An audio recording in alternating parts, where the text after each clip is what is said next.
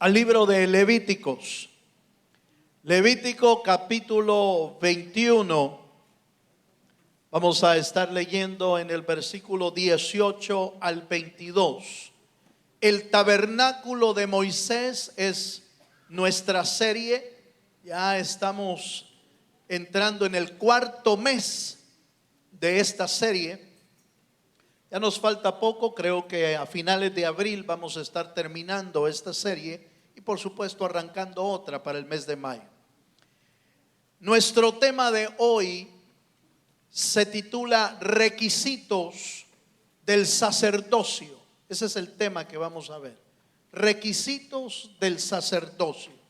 Levítico capítulo 21, verso 18, dice así: porque ningún varón en el cual haya defecto se acercará, varón ciego o cojo o mutilado o sobrado o varón que tenga quebradura de pie o rotura de mano o jorobado o enano que tenga nube en el ojo o que tenga sarna o empeine o testículo mayugado, ningún varón, oiga esto, ningún varón de la descendencia del sacerdote Aarón, en el cual haya defecto, se acercará para ofrecer las ofrendas encendidas para Jehová. Hay defecto en él, no se acercará a ofrecer el pan de su Dios. Del pan de su Dios, de lo muy santo y de las cosas santificadas podrá comer. Amén. Dejémoslo hasta ahí. Este capítulo y este versículo es bastante complicado, porque todo el capítulo 21 está hablando de instrucciones para los sacerdotes aarónicos, en el orden de Aarón, descendencia de Aarón, que eran los que funcionaban como sumos sacerdotes. Todo el capítulo 20 y siguiente habla de diferentes instrucciones que tenían que ver con su cuidado, la manera de vivir, su santidad, su vestimenta, las ceremonias que debía de hacer sin contaminación en su vida, la preparación que tenía que tener en cuanto a las leyes de Dios. Tenía que ser muy preparado en cuanto a la ley de Dios. Todas las ceremonias que tenían que hacerse al pie de la letra. No se podía equivocar, porque eso le podía costar la vida a él mismo si se equivocaba. Las ofrendas del pecado tenía que tener un conocimiento claro, porque según el pecado tenían que presentar una ofrenda dependiendo del pecado que cometían, dependiendo inclusive del nivel social. Tenían que presentar un tipo de ofrendas. Algunos presentaban becerros, otros presentaban ovejas, otros presentaban palominos, dependiendo de la capacidad que ellos tenían. Y otros inclusive podían ofrendar harina, fíjense, harina. Pero me interesa hoy, esta noche, vamos a enfocar los requisitos a estos aspectos físicos. Esos eran los aspectos que vamos a ver hoy. Eso quiere decir que vamos a ver varios requisitos, varios temas que tienen que ver con requisitos de los sacerdotes. Pero esta noche lo vamos a enfocar a esta parte, quizás la más sencilla, la más física, correspondiente a los defectos físicos que pudiesen tener los sacerdotes de la descendencia de Aarón. No está hablando de los levitas, porque solo los sacerdotes de Aarón es que tenían entrada al lugar santo y al lugar santísimo. Todos los demás, los levitas, ellos solo funcionaban en el atrio. Por lo tanto, no se les exigía rigurosamente que tuvieran toda la libertad de poder hacer. ¿Por qué el Señor no permitía defectos en ellos? Es interesante. La semana pasada tocamos un poco de esto y en algún momento cualquiera podría decirme: mira, hermano, me parece que como que había discriminación ahí. Pero tocamos dos puntos importantes que quiero recalcar hoy. La primera es que recuerde que el sumo sacerdote representaba y debía reflejar, el sumo sacerdote debía representar la dignidad de Dios, la soberanía de Dios, la hermosura de Dios. Por eso sus vestimentas eran tan hermosas y tan lujosas, porque reflejaba la dignidad, la soberanía, la hermosura y, ojo, también representaba la perfección de Dios, de la perfección del Hijo del Hombre que iba a venir, la perfección de Cristo. Por eso usted encuentra que cuando como cordero fue examinado el Señor Jesucristo, dice la Biblia que como cordero era intachable, no tenía ningún defecto. Y como sacerdote tampoco, era un sacerdote perfecto. Entonces el sacerdote Aarón y su descendencia tenían que reflejar la perfección de Dios. Esa era la razón por la que no podía tener defecto. ¿Me estoy dando a entender, hermano? Eso en primer lugar. Pero en segundo lugar, veamos el aspecto físico desde este ángulo. Los defectos que menciona la Biblia es que si era ciego, si era cojo, si era mutilado, si era quebrado de un pie, de una mano, no podía funcionar. Y eso es hasta cierto punto lógico. Usted se imagina a una persona ciega tratando de entrar al lugar santísimo. Era imposible. Los sacrificios que tenían que presentar y el oficio que tenían que hacer en llevar la sangre hasta adentro y prender el candelabro, presentar el pan delante de Dios, todo ese oficio necesitaba un físico adecuado para poder hacerlo. Amén, amén, hermano. Entonces, ahí hay dos razones. La primera, la más importante, representando la dignidad y la hermosura de Dios y la perfección de Dios. Y la segunda, obviamente el oficio que iba a hacer requería que no tuviese limitaciones físicas. Ahora, me interesa que lea conmigo el verso 22 que hemos leído del capítulo 21. Levítico 21, verso 22, por favor. Todos los anteriores hablan de que no tenía que tener tales condiciones, pero el verso 22 dice: del pan de su Dios, de lo muy santo y de las cosas santificadas. ¿Qué dice? Quiere decir que no era marginado de la sociedad, no era sacado de la congregación, y aún más, ni siquiera era sacado de la descendencia de los sacerdotes arónicos, sino que se le daba el honor que se merecía.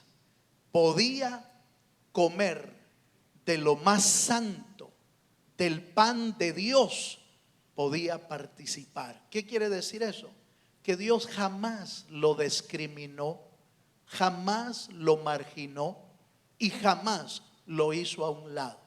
Podía participar de todas otras cosas como la descendencia del sacerdote arónico, pero no podía oficiar, no podía representar al sumo sacerdote. ¿Me estoy dando a entender por qué leo este versículo? Porque es importante que eso aclara que sí tenía participación dentro del sacerdocio. sí tenía participación y sí recibía de parte de Dios el pan de Dios, la bendición de Dios, y participaba de las cosas santas que se movían en el templo. Pero bueno, dejemos a un lado ya esa parte y vámonos a unos puntos importantes. La Biblia menciona una lista de defectos. No podríamos verlos todos porque no nos alcanzaría el tiempo, pero podemos ver algunos defectos. Porque si recordamos, durante todo la serie del tabernáculo, hemos dicho que todo el tabernáculo de Moisés es una sombra, ¿sí? Una tipología de lo que habría de venir cuando Cristo viniera. Eso quiere decir entonces que aunque eso era una sombra, sí tenía, oiga esto que voy a decir, sí tenía realidades y verdades profundas el tabernáculo de Moisés. Es decir, cuando yo digo que era una sombra de lo que habría de venir verdadero, no estoy diciendo que el tabernáculo de Moisés era una mentira. Estoy diciendo que era una sombra, una tipología, y por lo tanto las verdades que allá se ejercían eran verdades y realidades que allá eran efectivas, pero que señalaban algo más perfecto y excelente que iba a venir, que es la venida de Cristo y el establecimiento de su obra aquí en la tierra. Por lo tanto, los sacrificios y los animales que murieron no fueron una mentira, fueron una realidad. Lo que el sacerdote hacía de llevar la sangre hasta el lugar santísimo era una realidad. Es decir, esa sangre servía para que el Dios del cielo perdonara los pecados del pueblo de Israel. La gente recibía el perdón de Dios a través de ese sacrificio. La intercesión del sacerdote delante de Dios por el pueblo de Dios era real. Dios perdonaba al pueblo. Dios hablaba por medio del sacerdote. Era real. La nube que seguía al pueblo de Israel y que lo cubría era real, era Dios. ¿Cuántos dicen amén? Entonces, cuando yo digo que el tabernáculo de Moisés era sombra para que señalaba lo verdadero, no estoy diciendo que el tabernáculo era falso. Estoy diciendo que era una sombra, un tipo. Allá eran realidades, para nosotros eran sombras.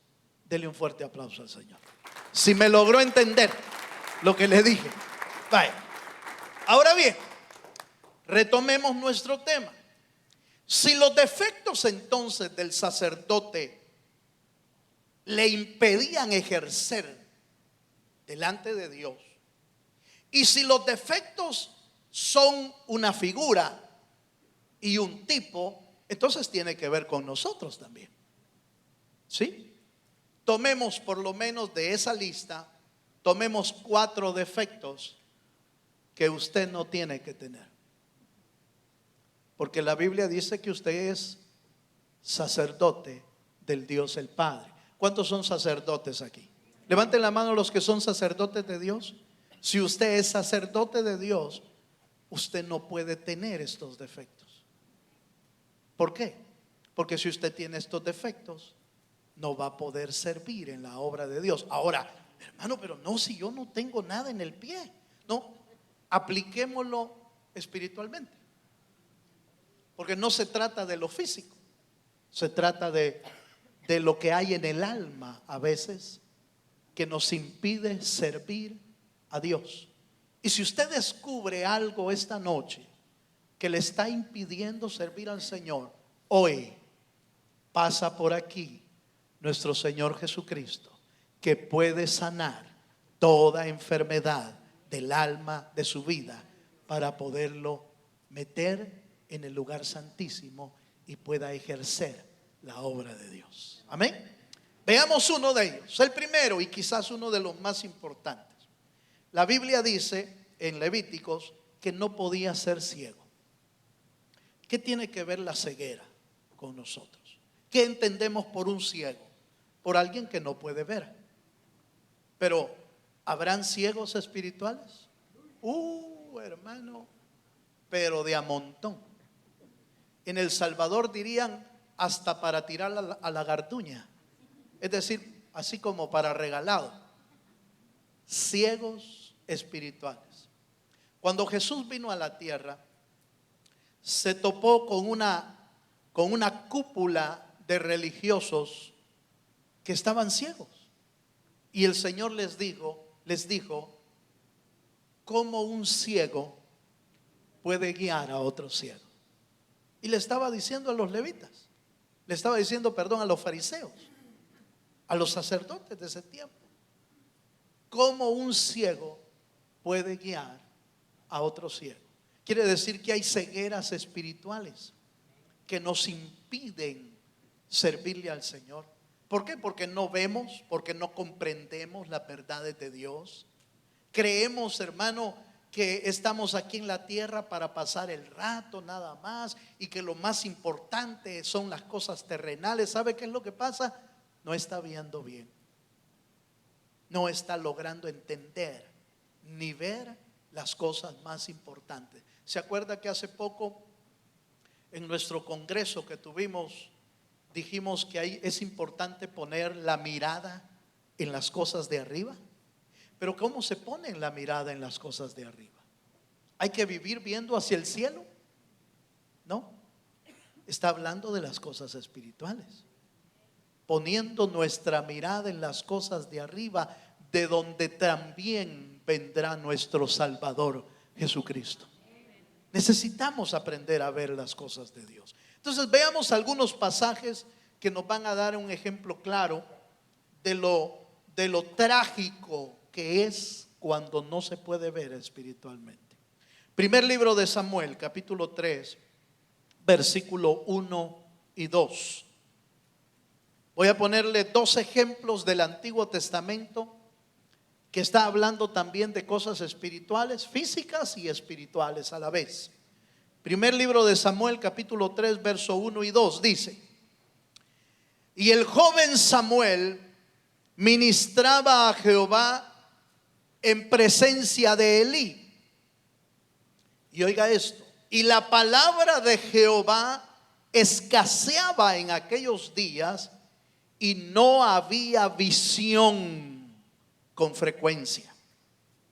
Y aconteció un día que estando Elí acostado en su aposento, cuando sus ojos que comenzaban a oscurecerse, de modo que no podía ver. ¿Quiénes recuerdan esta historia? Elí era el sacerdote del templo de Jehová. Elí es una figura clara de cómo se puede perder la visión. Cuando hablamos de ciegos, estamos hablando de personas que no entienden a qué los ha llamado Dios. ¿Por qué los ha llamado Dios? ¿Para qué te ha llamado Dios? Entonces, eso no permite que usted ejerza su servicio delante de Dios de manera adecuada. ¿Por qué? Porque no logra ver, no logra entender lo que Dios quiere para usted. Dice, hermano, pero ¿y por qué será que yo no lo entiendo? Mire, pueden haber muchas razones, y una de las razones es que tiene corta la vista, se está oscureciendo su vista. ¿Cuál puede ser la razón? De Elí nos habla de Elí nos habla de la indiferencia que él tenía en cuanto a las cosas de Dios y la falta de preocupación por lo que sus hijos estaban haciendo en el templo del Señor. La Biblia dice que los hijos de Elí estaban robando las ofrendas, que los hijos de Elí estaban, hermano, teniendo problemas con mujeres, con un montón de cosas allí, y no paraba el pecado. Dice la Biblia que lo único que les dijo a los hijos de Elí fue: no, hijos, lo que oigo no es muy bueno, por favor ya no hagan eso. Eso fue todo lo que les dijo. Y cuando el Señor lo reprendió, lo primero que le dijo es: por cuanto no estorbaste el pecado de tus hijos. ¿Cuántos me están entendiendo? Hermano querido, cuando usted es padre y madre, usted tiene un oficio importante en casa. No debe de permitir que el pecado entre a su casa. No debe de permitir que sus hijos se salgan del camino. Bueno, por cuanto no los estorbaste, por lo menos tenemos que estorbarlos, por lo menos. Si no lo podemos impedir, si no logra impedirlo, por lo menos estórbelos. Por lo menos hágales claro, hábleles claro de que usted no está de acuerdo con el pecado de nadie y que la paga del pecado es muerte y que todo pecado trae consecuencias a sus vidas. Suena fuerte, suena a veces complicado, pero es que se me va a ir. Aleluya. Y si se me va, hermano, no, yo no me meto en ese problema. Esos son sus hijos. Aleluya. Esos son los suyos. Lo que más que puedo hacer es aconsejar, dar una palabra, una opinión, pero no puedo hacer más. Orar por ellos. Pero usted tiene una responsabilidad tremenda, porque a veces gran parte de nuestras derrotas en la casa es porque nuestros hijos han llevado pecado a nuestra casa. Y por eso nuestra vida no prospera, por eso nuestra vida no avanza, por eso nuestra vida no hay victorias en el hogar. ¿Por qué? Porque alguien está trayendo pecado a nuestra casa. Las consecuencias de los hijos de Elí fueron catastróficas.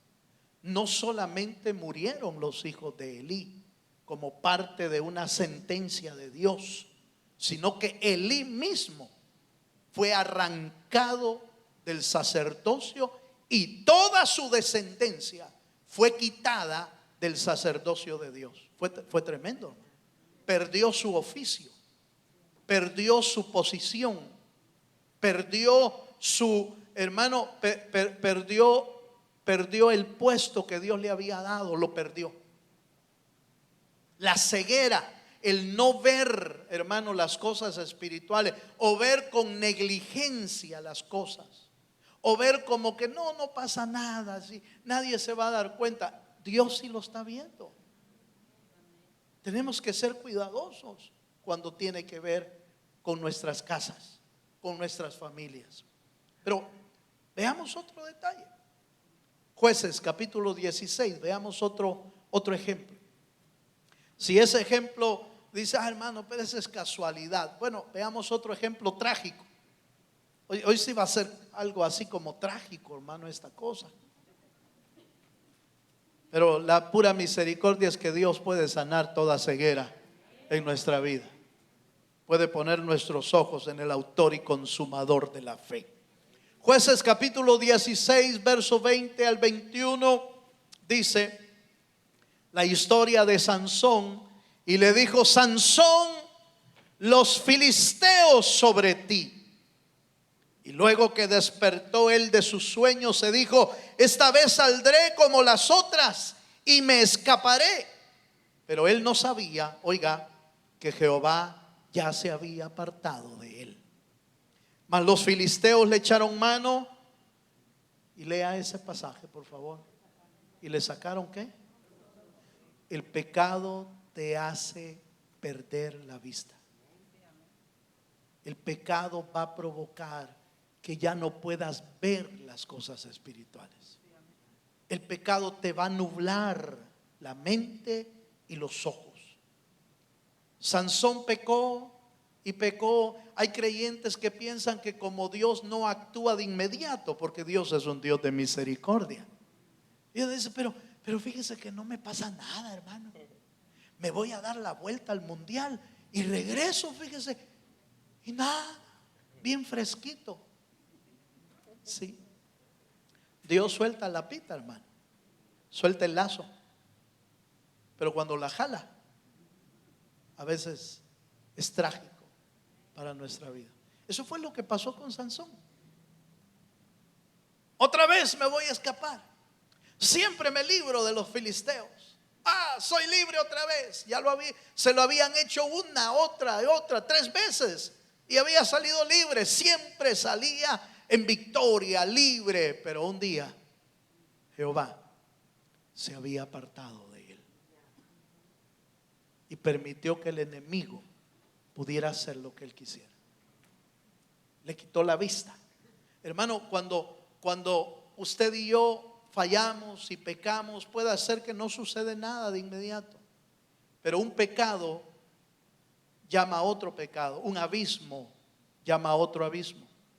Un pecado te hace seguir pecando y te hace seguir pecando, y piensa uno que no va a pasar nada hasta que un día Dios toma la decisión de dejarte por un momento, y con un momento que Dios te deje suficiente para que el diablo haga, hermano, hasta piñata con nosotros. Un solo momento sin Dios en nuestra vida, quedamos, hermano, expuestos a la burla, al desastre, a la batalla del enemigo sin misericordia. Por eso no debemos permitir esto. La ceguera espiritual viene porque abrimos alguna puerta. La ceguera espiritual se viene porque abrimos un pecado en nuestra vida. La ceguera espiritual viene porque no le permitimos al Señor que nos vaya abriendo. Es normal cuando usted comienza su vida cristiana y su vida en el Evangelio, es normal que usted no vea con claridad. Está comenzando. Está viendo con ojos de un niño, y los niños no miran muy lejos, miran corto.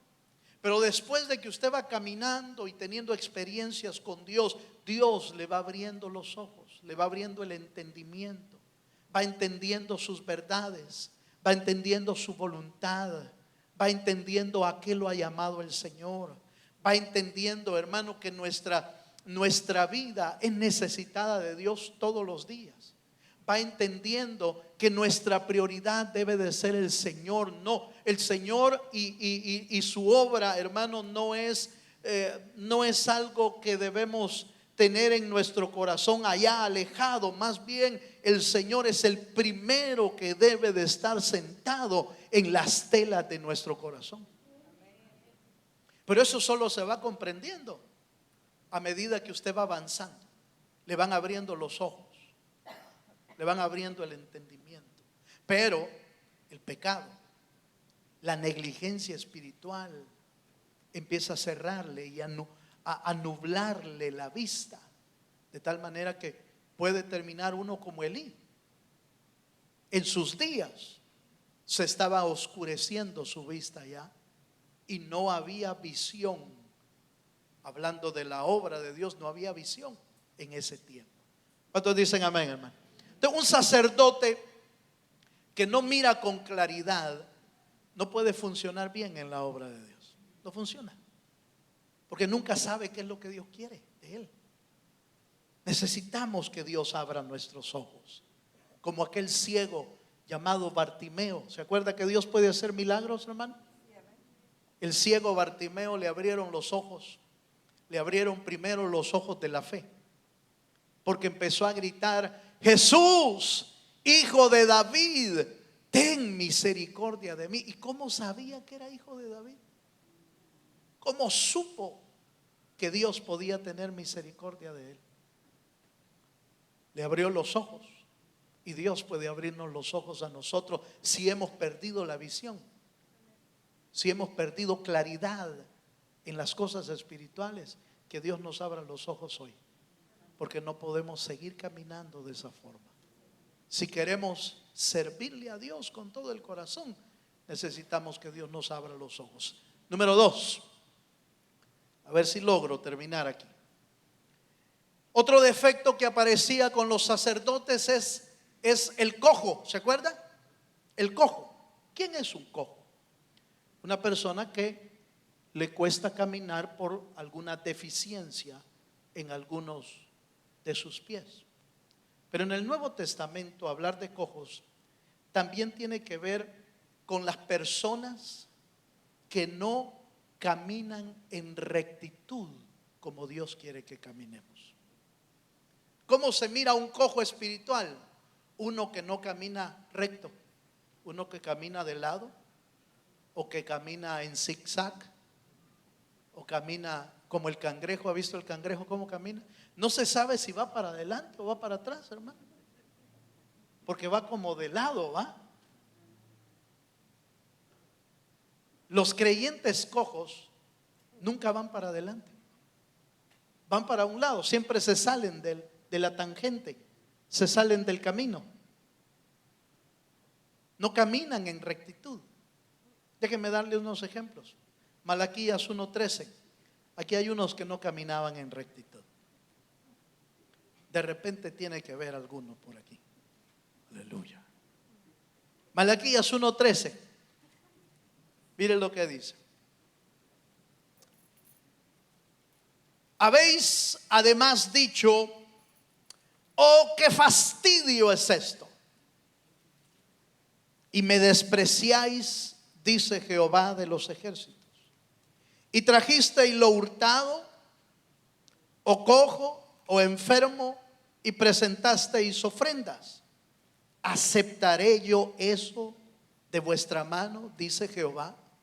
No ponga su mirada en la ofrenda coja, porque no es ese mi interés en este punto. De repente llevaban ofrendas, corderos y ovejitas que eran cojitas, pero no, llevaban la oveja coja porque el dueño era cojo. Aleluya. ¿Sí? Llevaban la oveja y la ofrenda coja porque el dueño era cojo. ¿En qué sentido? No eran rectos delante del Señor. Lo que le llevaban al Señor era lo que le sobraba. Lo que le llevaban al Señor era lo que Dios no había pedido.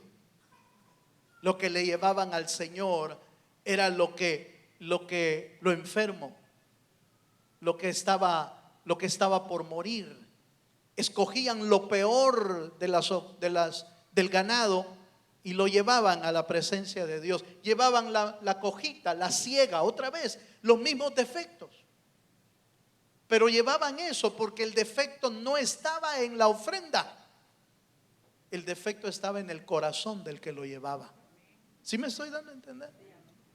Hermano, ¿cuántas veces le hemos dado a Dios el tiempo que nos sobra? Aleluya. ¿Cuántas veces le hemos dado al Señor nuestro menor esfuerzo? Porque dice, no, tranquilo. Como una vez que allá en El Salvador llegué a trabajar a algún lugar. Estaba yo muy jovencito, en aquellos trabajos al principio un poco pesados. Y alguien me dijo, el dueño: hágame esto por favor, y me lo hace bien. Y como yo era el nuevo, entonces yo me puse a trabajar como loco, hermano. Empecé a llevar y hacer y esto, y entonces de repente me rodearon los compañeros, los nuevos, los que estaban ahí, y me dijeron: tranquilo, agárrela al suave, no se mate, no se preocupe, aquí nadie le va a decir nada, el dueño ya se fue, nadie le va a decir, nosotros, tranquilo. Así trabaja mucha gente, porque no está el dueño o porque no está el jefe. Pero eso no es recto delante de los ojos de Dios, no es recto. Porque usted y yo, antes de un jefe, tenemos a Dios por Padre y por Jefe eterno. Dele un fuerte aplauso al Señor.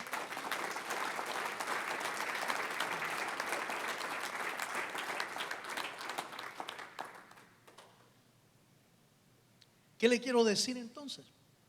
Aquellos llevaban ofrenda de los que les sobraba porque eso tenían en el corazón. Cuando usted dé algo para Dios, dé lo mejor, hermano. Si es su tiempo, dé el mejor tiempo. Si es su esfuerzo, dé su mejor esfuerzo. Si es su trabajo, su servicio, dé lo mejor. No lo que sobra, no. Dé lo mejor. Si es su mente, su creatividad en algo, dé lo mejor. Si es su ofrenda, dé lo mejor. Por eso es que inclusive cuando usted ofrenda, tráigalo ya preparado, hermano. Eso es lo correcto. Eso es lo adecuado. ¿Sabe por qué? Porque así no andamos buscando el de a dólar. Aleluya. ¿Sí? Ay, pero me acuerdo que arriba lo tengo el de 20. No, yo el de 1. Y entonces y nos vaya pues. A Dios se le da lo mejor que usted puede. No, jamás le vamos a presionar para que dé algo que usted no quiere dar. Jamás. En esta iglesia está prohibido sacudir los árboles de justicia. Los árboles de justicia dan su fruto cuando están maduros. Ellos solos dan el fruto maduro. ¿O no, hermano? ¿No pasa eso en lo natural? Cuando el árbol ya tiene maduros los frutos, ¿qué hace el fruto? Se cae solo. Cuando un cristiano está maduro, solo entrega la ofrenda al Dios de los cielos. No hay que sacudirlo. Jamás va a oír usted en esta iglesia: vaya, los que son de 1000 pasen por aquí, los que son de 100, los que son de 50, los que son de 20. Jamás va a oír eso, porque eso no es bíblico. Eso no es correcto. Los hijos de Dios que maduran saben honrar a Dios por gratitud, sin presión, sin obligación y sin sacudir a nadie. Dios había pedido ofrendas, sí, eso lo ha pedido Dios. Dios ha pedido ofrendas, ha pedido aportaciones, ha pedido diezmo. Eso es bíblico. Usted lo trae por amor y por agradecimiento a Dios. Allá usted, si usted escoge la ovejita coja. Allá usted, si usted escoge la ovejita ciega. Lo único que va a reflejar eso delante de Dios, porque nosotros jamás vamos a saber cómo lo dio usted, pero Dios sí. Dios les reclamó y les dijo: ¿aceptaré yo esto de vuestras manos? Que me han traído esto. Porque Dios sí sabe con qué corazón lo damos. ¿Sí me estoy dando a entender? Bueno, sigamos. La rectitud en el camino es importante. Hebreos capítulo 12, verso 12 al 13. Por eso usted ve espiritualmente, Hebreos 12 nos habla de que necesitamos hacer sendas derechas. Y dice así: por lo cual, levantad las manos caídas y las rodillas paralizadas. Haced sendas derechas para vuestros pies, para que lo cojo no se salga del camino, sino que sea ¿qué? Eso es lo que Dios quiere hacer de nosotros, hermano. Si tus pies te dirigen a lo que no es bueno, si tus pies te dirigen hacia el pecado, porque mire, para ir a pecar, miren, no lo fuerzan a usted, hermano, ni a mí. Uno elige pecar. El diablo lo que hace es tentarte, y de tu concupiscencia sale a luz el pecado. Pero el diablo no agarra una pistola y la pone: peca, te estoy diciendo. No, uno solito, mire, agarra camino hacia el pecado. ¿Por qué? ¿Por qué agarrase ahí? Porque tienes un pie cojo, o a saber si los dos. Y entonces agarra uno camino hacia donde no debe. Por eso el sacerdote tenía que ser perfecto, Por eso el sacerdote tenía que tener los pies bien derechitos. ¿Por qué? Porque Dios quiere que caminemos derecho en su camino de justicia. Dios no quiere que nos desviemos. ¿Se acuerda lo que le dijeron a Josué cuando iba a tomar el mando para meter al pueblo de Dios a la tierra que fluye leche y miel? No te apartes de la ley de Jehová, ni a la izquierda ni a la derecha, y Dios hará prosperar tu camino. Cuando usted y yo caminamos derecho, no es que va a ser fácil. Va a ser difícil el camino. Caminar derecho cuesta, hermano. Caminar derecho cuesta porque hay gente que se va a burlar de ti, que no quieres hacer trampa, que no quieres hacer cosas deshonestas, que no quieres agarrar lo que no es tuyo. Hay gente que se va a burlar de ti, hay gente que te va a decir bobo. ¿Por qué no te estás quedando con eso si tienes la oportunidad? No. Yo soy hijo de Dios y he sido llamado a caminar en rectitud porque soy sacerdote e hijo del Dios Altísimo. Dele un fuerte aplauso al Señor. Caminemos en rectitud. Mateo 15:30. Hermano, el tiempo se me fue y me faltan como 3. Mateo 15:30 dice: y se le acercó mucha gente que traía consigo a cojos, ciegos, mudos, mancos y otros muchos enfermos, y los pusieron a los pies de Jesús. ¿Y qué dice, hermano? Mire, Dios puede sanar enfermedades del cuerpo, pero también enfermedades del alma. Dios puede sanar nuestra manera de caminar chueca, nos puede meter en el camino de Dios si le buscamos con todo nuestro corazón. Vamos un poquito más. Le voy a dar uno más y termino porque el tiempo no me va a alcanzar. Isaías capítulo 59 verso 3. La Biblia decía en Levíticos que cualquiera que tuviera un pie roto o una quebradura en mano no podía ejercer en el sacerdocio. Las manos nos hablan de hacer el bien o nos hablan de ser negligentes con nuestras acciones. Ojo con lo que estoy diciendo. Las manos nos hablan de hacer el bien o de ser negligente en las cosas que hacemos. Si usted se autoexaminara esta noche, ¿cómo aparecería usted en su manera de hacer las cosas? ¿Es usted gente diligente o es gente negligente? ¿Qué dice la Biblia de esto? Acompáñenme a Isaías capítulo 59 verso 3. Las manos también pueden servir para bendecir, pero también pueden servir para matar. La misma mano que bendice, la misma mano puede matar. Depende de para qué la usamos. Isaías 59:3 dice: porque vuestras manos están contaminadas de sangre y vuestros dedos de iniquidad. Vuestros labios pronuncian mentira, habla maldad vuestra lengua. Fíjese que dentro de los defectos no decía lengua chambrosa, ¿va? Aleluya. Dentro de los defectos de Aarón no hablaba de eso. Pero un defecto de mucha gente es que habla más de la cuenta, hermano. Y eso es peligroso. Eso es sumamente peligroso porque las palabras pueden dar vida, pero las palabras pueden traer muerte también. Proverbios dice: te has enlazado con los dichos de tu boca. La misma boca que trae vida puede traer muerte dependiendo de lo que decimos. Podemos bendecir, pero podemos maldecir. Podemos decir a nuestros hijos: hijo, que el Señor te bendiga, yo te bendigo, que el Señor te prospere. O podemos decirle a nuestro hijo: no servís para nada,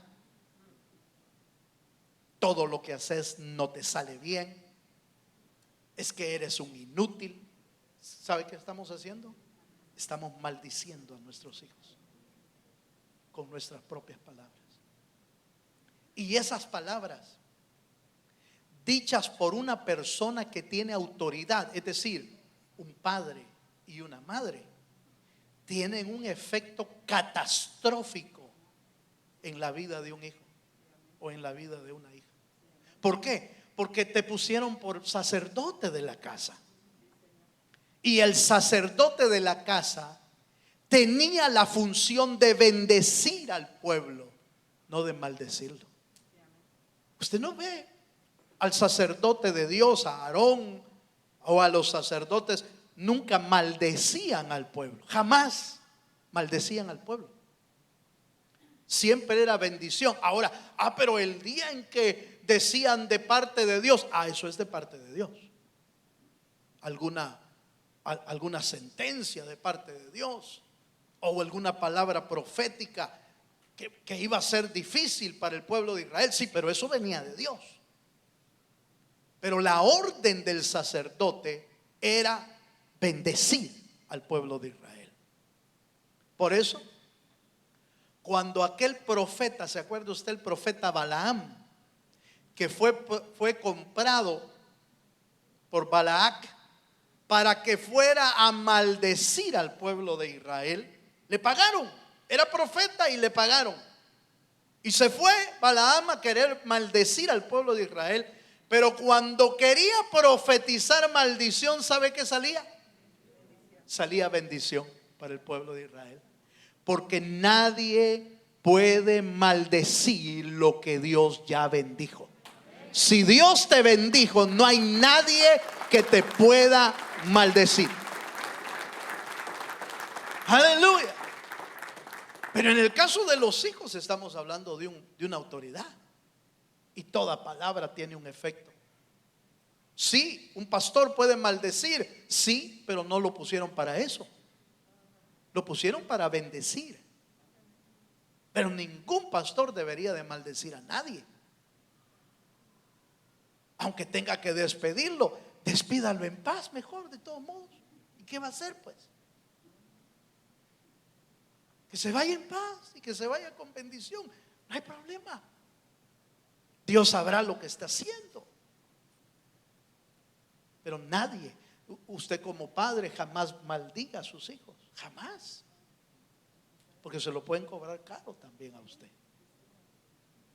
Entonces, resulta que, pero me fui por la boca, ¿va? Pero ese es por el mismo precio, hermano. Ahí va, ese es vendaje, dirían en El Salvador. Ese es vendaje. Pero era derramadora de sangre, dice. Manos contaminadas. Mire, hermano, esto es tremendo. Es tremendo lo que le voy a decir, y el que tenga oídos para oír, que oiga. Pero después de hacer con nuestras manos lo malo y el pecado, levantamos las manos delante de Dios. Diga conmigo, ¿será aceptable?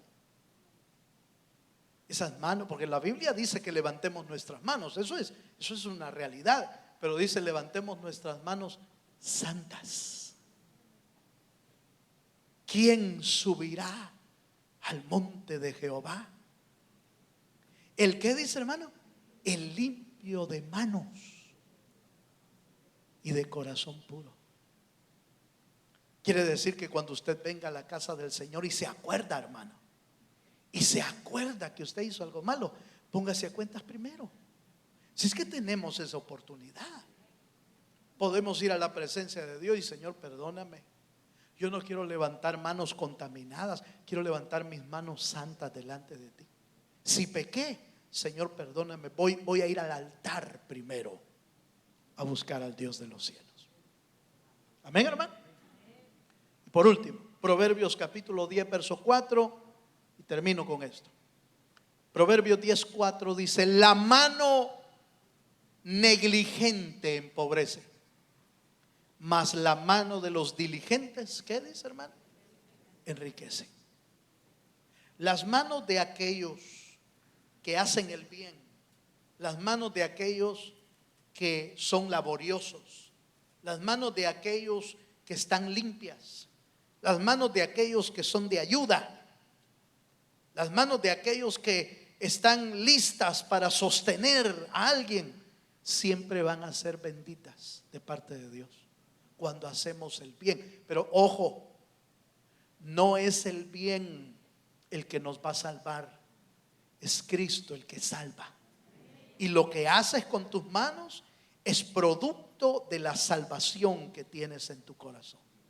Yo termino con esta historia que creo que se le he contado en varias oportunidades, pero me gusta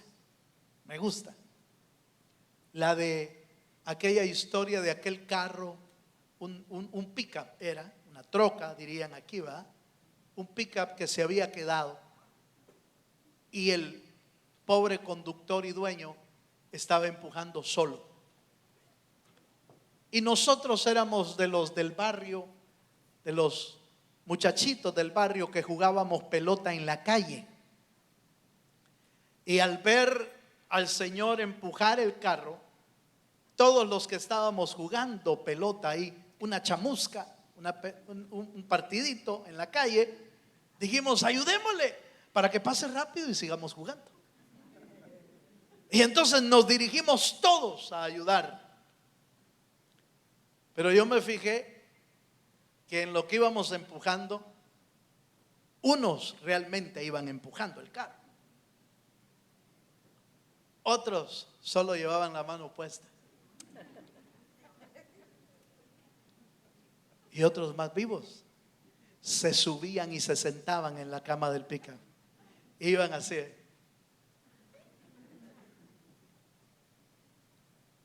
Las manos no te las han dado para que estén desocupadas. Las manos te las han dado para que alabes y adores a Dios con todo tu corazón, pero también para que hagas el bien, para que ayudes a tus hermanos.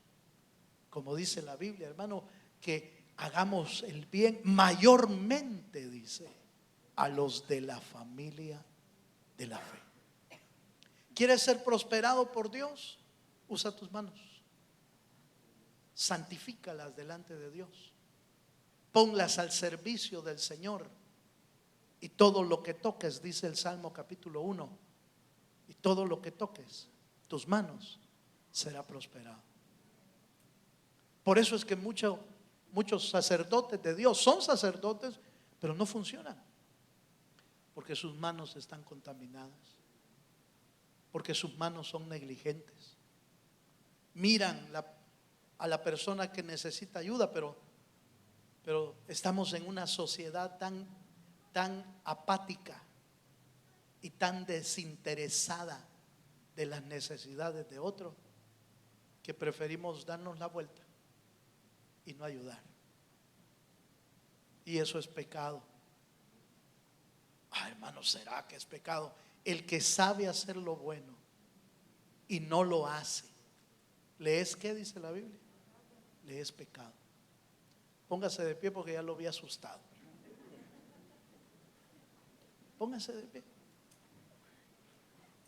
Vamos a orar al Señor, pero yo quiero invitarlo esta noche a que usted solo, a que usted personalmente haga un autoexamen en su vida. Porque yo sé que el que ha nacido de nuevo ha sido llamado a ser sacerdote de Dios. Eso es lo que dice la Biblia. Pero puede ser que hoy se dé cuenta que no está viendo bien, que no está caminando bien, que no está actuando bien con sus manos. Y si usted se da cuenta de eso, esta noche podemos decirle al Señor: Señor, sana mi vida de cualquier cosa que me esté estorbando para servirte a ti con todo mi corazón. Cierre sus ojos, por favor. Vamos a orar. Aleluya. Padre, gracias te damos. Gracias te damos esta noche, Señor. Gracias, Dios, por permitirnos estar en tu casa, por oír tu palabra.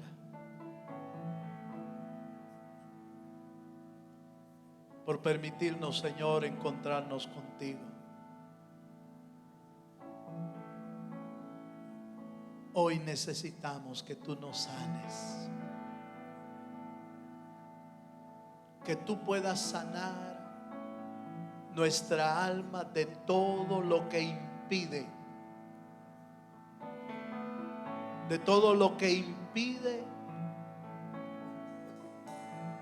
que podamos servir a Dios con todo nuestro corazón. Levanta tus manos al cielo.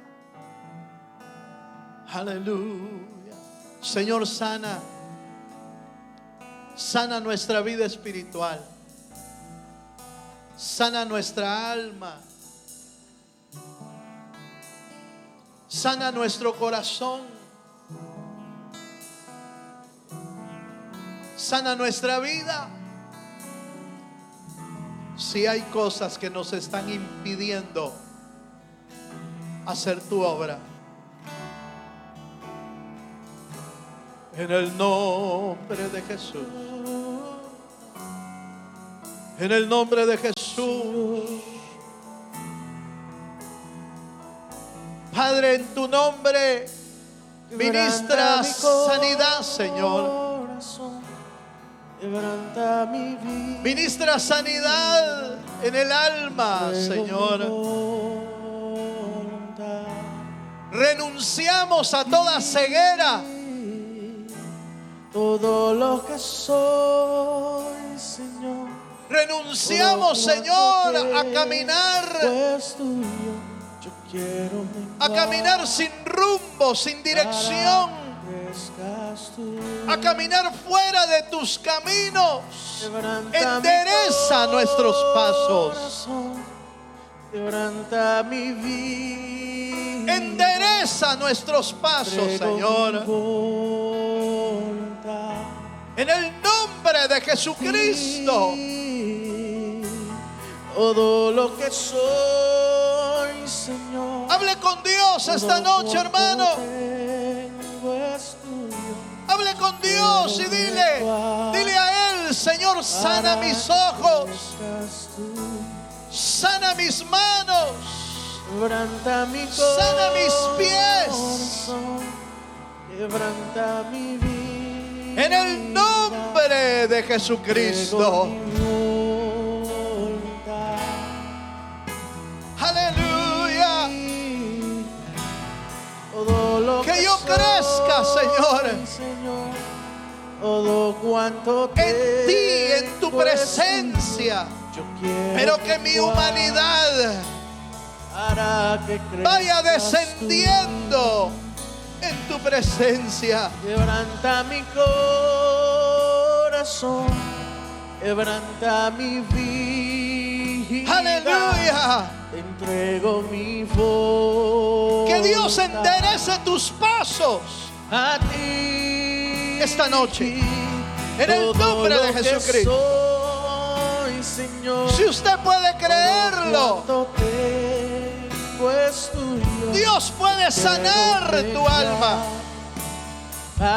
Dios puede sanar tu vista, para que veas las cosas espirituales. Quebranta mi vida. En el nombre de Jesús. Entrego mi voluntad. Aleluya. A ti. Oh, todo lo que Jesús. Soy, Señor. Métete a la presencia de Dios, hermano. Es tuyo, donde Dios sana, donde Dios liberta, para que crezcas tú. Donde Dios trae restauración. Mi corazón, quebranta mi vida. En el nombre de Jesús. Mi voluntad a ti. Así es, Señor. Todo lo que soy, Señor, todo cuanto vuelve Vuélvenos sacerdotes pues tuyo fieles. quiero menguar para que crezcas Vuélvenos tú. sacerdotes de Dios, santos, agradables a Dios. Hazme más como tú, Señor. Quita todo defecto en el alma. Hazme más Quita como todo tú. defecto de nuestra alma. Quiero ser Restáuralo. nuevo. Restáurame. Restaura nuestra vida, Señor. Haznos de nuevo, Señor. Haznos de nuevo y viviremos. Quebranta mi corazón. Viviremos para agradarte, Quebranta Señor. mi vida. Viviremos para agradarte. Voluntad a ti. Todo lo que soy, Señor, todo cuanto tengo es tuyo. Yo quiero menguar para que crezcas tú. Quebranta mi corazón, quebranta mi vida, entrego mi voluntad a ti. Todo lo que soy, Señor, todo cuanto tengo es tuyo. Yo quiero menguar para que crezcas tú. Aleluya. ¿Puede levantar un momento su mano? Yo quiero bendecirlo, hermano. Como sacerdote de Dios, yo fui enviado a este lugar para bendecir, nunca para maldecir. Yo te bendigo esta noche. Que el Dios de los cielos pueda bendecir tus ojos. Que el Dios de los cielos pueda bendecir tus manos. El Dios de los cielos pueda bendecir tus pies para mantenerte en el camino de Dios firme, estable hasta la venida del Señor. Señor, bendice a tu pueblo, llénalos con esta palabra y cada uno de tus hijos nos convirtamos en sacerdotes de Dios que te agradan, que te buscan y que te sirven. En el nombre precioso de nuestro Señor Jesucristo lo pedimos todo. Amén, Señor, y amén. Le damos un fuerte aplauso al Señor. Gloria a Dios.